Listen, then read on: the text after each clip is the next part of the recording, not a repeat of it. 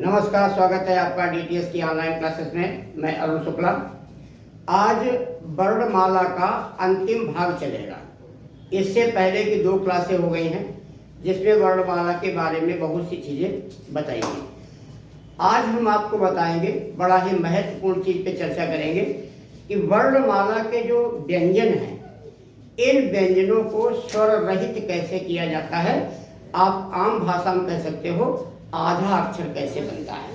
तो ध्यान रखिएगा, जो वर्णमाला के वर्ण हैं यानी व्यंजन जो हैं, पहले इनको लिख लेते हैं, फिर आपको आराम से समझा देते हैं। जैसे क, ख, ग, घ, अंदर, च, छ, ज, झ और या, टा, ठा, डा, ढाड़ा, ता, था, दा, धाना, पा, फा, बा, भा और मा, या, रा, ला, वा, शा, शा, शा और हा। छत्र ज्ञा को भी समझ लीजिएगा। केवल यहाँ आपको ये समझना है कि किसी भी व्यंजन को स्वर रहित कैसे किया जाएगा। स्वर रहित यानी आप आम भाषा में कह सकते हो आधा अक्षर कैसे बनेगा। तो ध्यान रखिएगा, हिंदी वर्णमाला में 2 प्रकार के व्यंजन होते हैं। हिंदी वर्णमाला में व्यंजन 2 प्रकार के होते हैं। पहले व्यंजन होते हैं खड़ी पाई वाले। खड़ी पाई वाले, अब खड़ी पाई का मतलब होता है जिनके निर्माण में ये खड़ी पाई का प्रयोग किया है। खड़ी पाई का यानी ऊपर से नीचे जो आ रही मात्रा, इसे खड़ी पाई कहते हैं। तो कैसे अक्षर होंगे? पहले खड़ी पाई वाले। अब ये खड़ी पाई वाले अक्षरों को यदि स्वर रहित करना हो, आधा करना हो, तो क्या करते हैं? इनकी खड़ी पाई को हटा देते हैं। ये खड़ी पाई आपने हटा दी और ये क्या हो गया? स्वर रहित हो गया। आधा खा, आधा गा और आधा चा हो गया।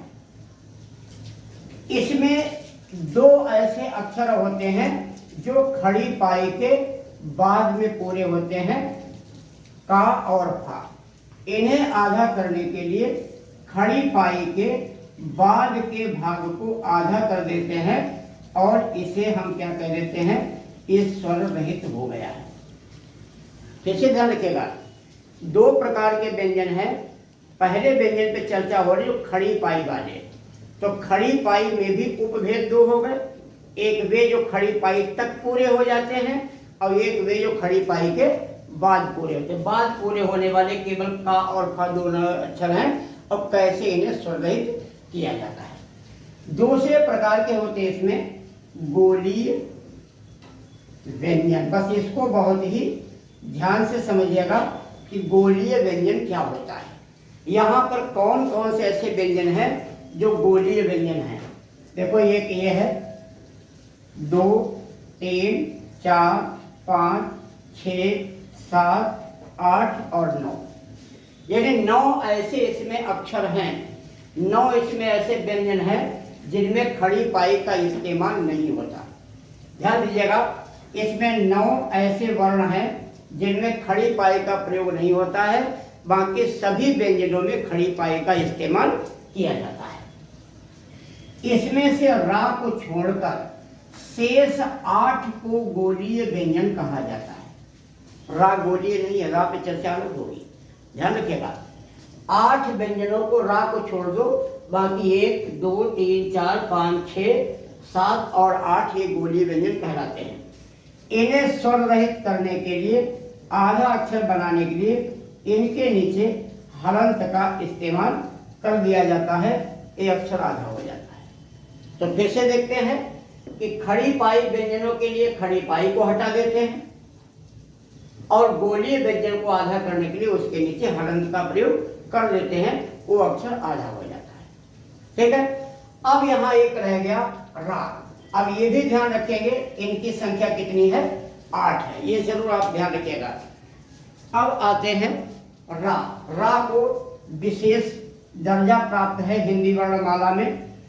उस रा के नियम को, यानी आप ऐसा लिख सकते हैं कि रा संबंधी नियम या रा एक विशेष स्थिति, ऐसा हेडिंग डाल लीजिएगा। और रा एक विशेष स्थिति।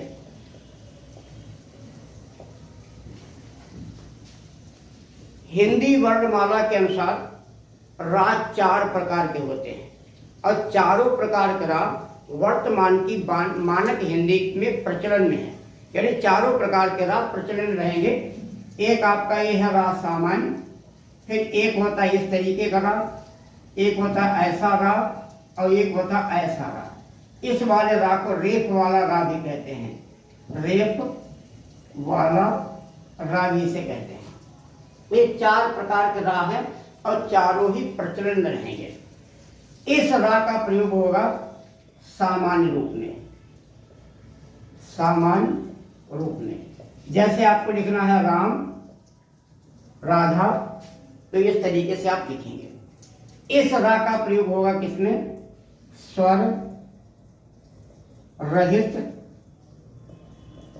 खड़ी पाई वाले व्यंजन में। कहाँ प्रयोग करेंगे? स्वर रहित खड़ी पाई वाले व्यंजन में, यानी आधे अक्षरों में।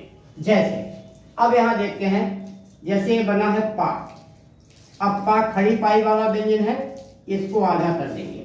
अब मान लिया इसमें रा लगना है, तो ये रा लग गया, बड़ा की मात्रा लग गई, ये शब्द हो गया प्राण। इसी प्रकार से आपने बनाया गा, गा को आधा करिए, अब ये गा आधा हो गया। अब इसमें रा लगाइए, बड़ा की मात्रा ग्राम, यानी इसमें गा आधा है, रा पूरा है और बड़ा की मात्रा का प्रयोग किसमें किया गया? रा में किया गया। अब देखते हैं इस प्रकार का प्रयोग, इस प्रकार के रा का प्रयोग किसमें करेंगे? गोलीय व्यंजन में।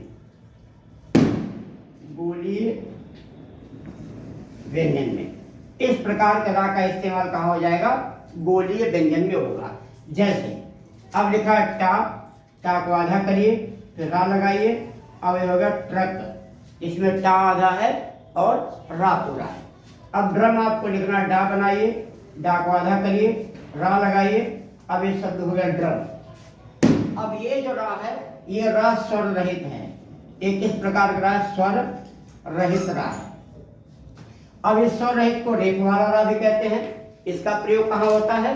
जब ये शिरोरेखा के ऊपर चला जाता है, जैसे कर्म। अब यहाँ पे ये जो रा आया है, ये रा क्या है? स्वर रहित रा है, ये आधा रा है। या कोई भी चीज ऐसे आपने लिखा धर्म, अब ये रा क्या है? स्वर रहित है, ये वाला रा। अब यहाँ एक चीज समझ लीजिएगा, जो ये हिंदी है, ये भाषा तो हिंदी है, जो हम बोलते हैं वो हिंदी है, लेकिन जो लिखते हैं वो हिंदी नहीं है, वो देवनागरी लिपि है। प्रत्येक भाषा किसी न किसी लिपि में लिखी जाती है। जैसे हिंदी और संस्कृत को लिखते हैं देवनागरी में, उर्दू और फारसी को लिखते हैं फारसी में, अंग्रेजी को लिखा जाता है रोमन लिपि में, पंजाबी भाषा को लिखते हैं गुरमुखी लिपि में। तो इस प्रकार सारी दुनिया में इस समय 3000 से ज्यादा भाषाएं मानक है और 400 से ज्यादा लिपियां मानक है। अलग अलग लिपि में अलग अलग भाषाएं लिखी जाती हैं, यानी ऐसे कह सकते हो एक लिपि में अनेक भाषाएं लिखी जाती हैं। देवनागरी लिपि में हिंदी भी लिखी जाती है, संस्कृत भी लिखी जाती है, नेपाली भाषा भी लिखी जाती है, तो कई भाषाएं उसमें लिखी जाती हैं। काहे में? देवनागरी लिपि में। देवनागरी लिपि के बारे में बता देते हैं ताकि बात और क्लियर हो जाए और इसको बड़ी आसानी से आप समझ सकते हैं। देवनागरी लिपि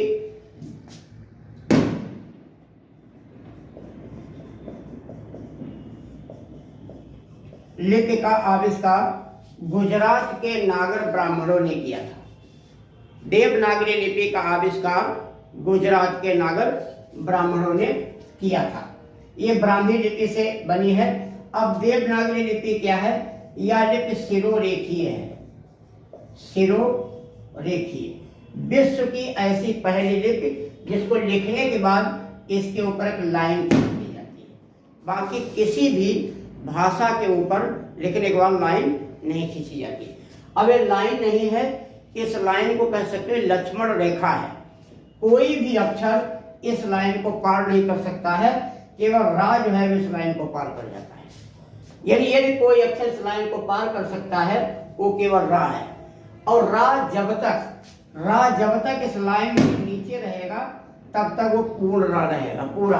और जैसे वो इस लाइन के ऊपर जाएगा वो रा आधा हो जाएगा। बाकी अक्षर लाइन के नीचे पूरे आधे दोनों स्थितियों में हो जाते हैं। अगला ध्यान रखिएगा, देवनागरी लिपि अक्षरात्मक है। अक्षरात्मक, जिसको सिलेबिक भी कहते हैं, और लेखपाल जैसी परीक्षाओं में कई बार पूछी जाती है। अक्षरात्मक है, अलग अलग लिपियां होती हैं, अलग अलग तरीके होते हैं। देवनागरी लिपि जो है आपकी कैसे विश्लिष्ट है, विश्लिष्ट या वियोगात्मक, विश्लिष्ट या वियोगात्मक। मतलब देवनागरी लिपि में सभी अक्षर अलग अलग लिखे जाते हैं। जैसे इंग्लिश है वो श्लिष्ट है, रोमन लिपि श्लिष्ट माने जुड़े हुए, जिसमें अक्षरों को जोड़ जोड़ के लिखा जा सकता है, जब इनमें सारे अक्षर अलग अलग होते हैं, आपस में जुड़ नहीं जाते। जैसे इंग्लिश में अगर आर्ट आपने लिखना है, ऐसे आपने लिख दिया, सभी अक्षर आपस में टच कर रहे हैं, लेकिन ये अक्षर आपस में टच नहीं कर सकते हैं, अलग अलग ही लिखे जाएंगे। तो क्या ध्यान रखिएगा, ये शिरोरेखीय लिपि है, ये अक्षरात्मक लिपि है, और एक विश्लिष्ट या वियोगात्मक लिपि है। जबकि रोमन लिपि श्लिष्ट है यानी संयोगात्मक है, जुड़ी हुई है, जब ये वियोगात्मक लिपि है। अब इस लिपि में क्या होता है कि इस रेखा के ऊपर किसी भी अक्षर का प्रयोग नहीं किया जाता। अब जो रेप वाला रा इसके ऊपर लिखा जाता है, अगर आपके मन में आता है कि रा ऐसे आधा क्यों नहीं हो सकता है, उस चीज का समाधान यहाँ किया गया। तो वर्णमाला के इस अंतिम भाग में आज तक हमने सभी चीजें कंप्लीट आपकी करा दी हैं, जो भी पूछा। इसके पीछे के आप क्लासेस देख लीजिएगा तो वर्णमाला शुरू से आखिर तक आपको पता चल जाएगी। इसके बाद अगली कक्षा में हम चलेंगे वर्णमाला के आगे क्या आता है उसकी तरफ जाएंगे। तो वर्णमाला क्योंकि व्याकरण का एक भाग है, अब व्याकरण का दूसरा भाग क्या होता है उसे कहते हैं शब्द। पहले क्या हो गया, वर्ण हो जाएंगे, वर्ण के बाद शब्द हो जाते हैं, और शब्द के बाद वाक्य हो जाते हैं। तो वर्ण से हम शब्द पर कैसे आएंगे, ध्यान आपको ये रखना है कि अगर हम व्याकरण की चर्चा करते हैं, जैसे कि शुरू में ही आपको व्याकरण के बारे में बता दिया गया था, हिंदी व्याकरण के 3 भाग हैं। पहले भाग को कहते हैं वर्ण, दूसरा भाग है शब्द, और तीसरा भाग है इसका वाक्य। तो वर्णमाला में वर्ण से जुड़ी जितनी भी चीजें थी वो सभी बातें आपको बताएंगे कि वर्ण क्या है। वर्ण के बाद हम चर्चा करेंगे शब्द पे। अब शब्द, वर्ण से शब्द बनेगा कैसे, अक्षर तो सारे अलग अलग हैं, जब इनको जोड़ा जाएगा तभी शब्द बनेगा। और जोड़ने के नियम हैं, जोड़ने के तरीके हैं, अपने मन से आप नहीं जोड़ सकते, कहीं भी कुछ भी जोड़ दो, उसके नियम, उसके तरीके, उसके रूल एंड रेगुलेशंस बनाए गए। तो वर्ण से शब्द बनाने के 4 तरीके, ध्यान रखिएगा। शब्द 3 प्रकार के होते हैं, रूढ़ शब्द होते हैं, यौगिक शब्द होते हैं, और योग रूढ़ शब्द होते हैं। ये 3 प्रकार के शब्द होते हैं। रूढ़ वे शब्द हैं जो बने बनाए हैं, और ये दोनों शब्द हैं बनाए जाते हैं। इनको बनाने की विधियां हैं 4। इन्हीं चारों विधियों क्या कहा जाता है, इनको कहते हैं संधि, समास, उपसर्ग और प्रत्यय। अभी तक आपने यही पढ़ा कि संधि अलग है, समास अलग है, उपसर्ग अलग है, प्रत्यय अलग, एक चैप्टर है, भाग है हिंदी के। लेकिन ध्यान रखिएगा, संधि, समास, उपसर्ग, प्रत्यय ये शब्द निर्माण की इकाइयां हैं। ये चारों क्या हैं, ये चारों हैं शब्द निर्माण की इकाइयां। शब्द निर्माण की इकाई, जब आप इनको विधिवत पढ़ लेंगे तभी शब्द बन जाएगा, फिर शब्दों पर चर्चा होगी। तो आज की क्लास को यहीं रखते हैं, कल से शुरू करते हैं संधि। संधि व्याकरण का अत्यधिक महत्वपूर्ण भाग है। बस आपसे यही आग्रह है कि आप इस चैनल को आगे बढ़ाने के लिए प्रयत्न करते रहें, सब्सक्राइब करें, लोगों को बताते रहें, और ये चीज़ें सुनते और समझते रहें। संपूर्ण हिंदी निःशुल्क घर बैठे आप पढ़ेंगे, और परीक्षा में आपको जो बहुत ही सहयोग मिलेगा। इसी के साथ आपके उज्जवल भविष्य की ढेर सारी शुभकामनाएं। नमस्कार, जय हिंद।